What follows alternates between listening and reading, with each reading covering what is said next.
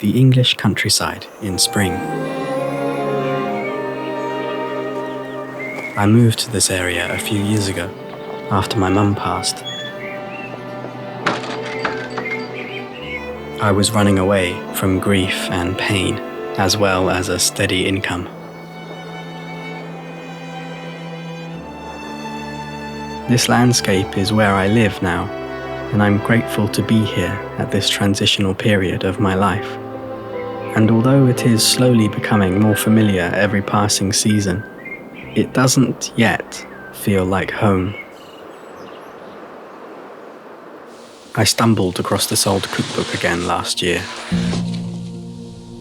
It's clearly been well loved, but now it's dust covered and forgotten. As I gently opened the fragile cover, I was stilled by the sight of my mum's handwriting. That familiar scrawl of hastily jotted thoughts. Then came the memories. My family sitting watching cooking shows on TV as she quickly scribbled down the recipes, getting flustered as the rest of us talk over important details. These were mundane occurrences I couldn't have known would become precious memories, fleeting moments that would end too soon, and with them, that elusive feeling of home. Today I'll be making Elderflower Cordial from my mum's recipe taped inside the front cover, as well as share some ways you can use it. So first, I'll need to find some elderflowers.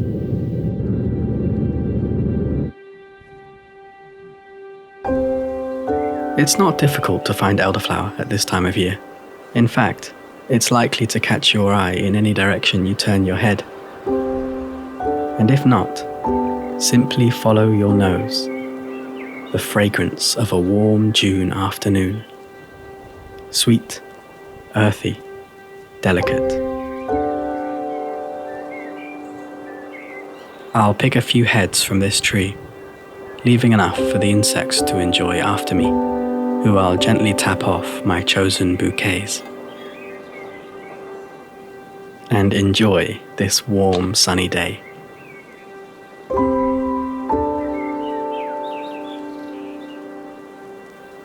My mum used to make this cordial almost every year. She would load up the fridge door with repurposed wine bottles full of it. She didn't drink wine, but that's a story for another day.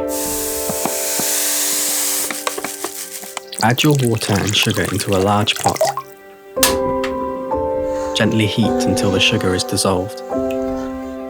Meanwhile, slice a lemon and weigh the citric acid.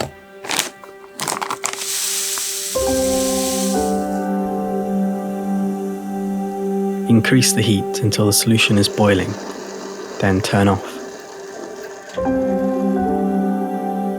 Add your lemon slices, citric acid, and the beautiful elderflowers.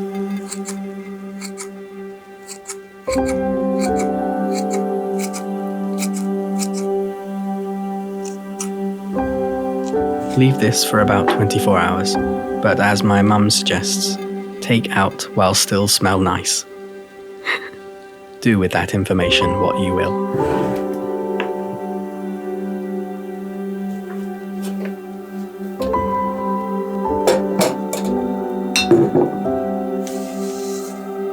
Fish out the lemon slices and anything else that comes with them. Then, using a fine mesh sieve or similar, funnel the cordial into clean sterilized bottles.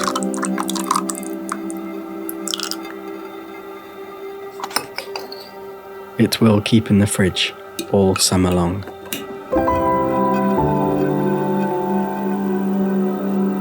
I speak often about my mum in these videos, because she's never too far from my mind, especially while I'm cooking. But I don't have many tangible things to remember her by. Some scribbles of her writing, this book, and a collection of recipes.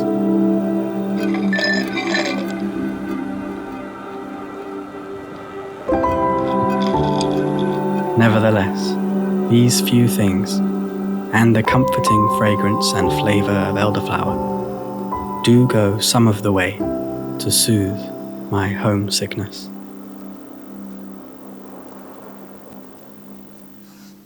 There's more that can be done with elderflower cordial than just adding water, although this dessert is almost just as simple. It's most commonly made with lemon juice, but as the cordial has citric acid in it, it makes for a delicious substitute. This is a posset, an Old English dessert. I'm going to use shortbread for the bottom. If you've been following my videos for a while, you might know why. Put them in the fridge for half an hour for the butter to firm up.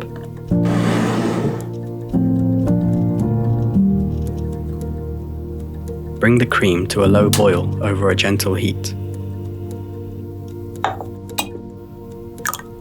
Once bubbling, remove from the heat and let it sit for 10 minutes. Add the cordial and a splash of water. Then stir to thoroughly incorporate and pour into your serving glass. Place in the fridge for a couple of hours, then enjoy. This dessert is proof that something simple can still be very special. Like these scribbles. They are her mark, an expression of her soul impressed into the paper. A vessel for rose-tinted memories, free from the pain that was to come. A time machine to a simpler past, before reality became hard to believe, and my tether to it was weakened. Here's one last treat before I leave you. A dish from another well-loved book of English recipes, poetically titled A Quire of Paper. First, I'll use our cordial again to make a quick strawberry and elderflower compote. Just quarter some strawberries, put them in a pan with a glug of cordial, and simmer until the strawberries soften and your house is filled with the intoxicating fragrance.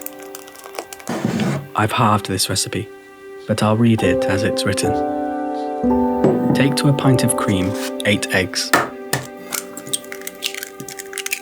leaving out 2 whites, 3 spoonfuls of fine flour, 3 spoonfuls of sack, and 1 spoonful of orange flower water, a little sugar, a grated nutmeg, and 1/4 pound of butter. Mingle all well together, mixing the flour with a little cream at first that it may be smooth. Butter your pan for the first pancake, and let them run as thin as you can possibly to be whole. When one side is coloured, 'tis enough. Take them carefully out of the pan.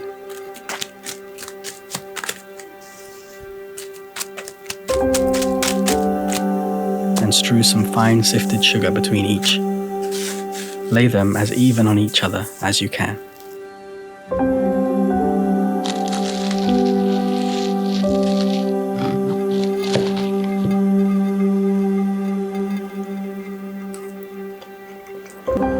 I wonder whether, if I stay here long enough, these green hills rolling into the sea will someday feel like home to me. After all, my home was never tied to one location. It was through whichever doorway my mum would stand in as I arrived to visit. Whichever hallway she'd dance in with uncontained joy at her children's arrival. Whichever kitchen she'd prepared delicious things in to fill our bellies with.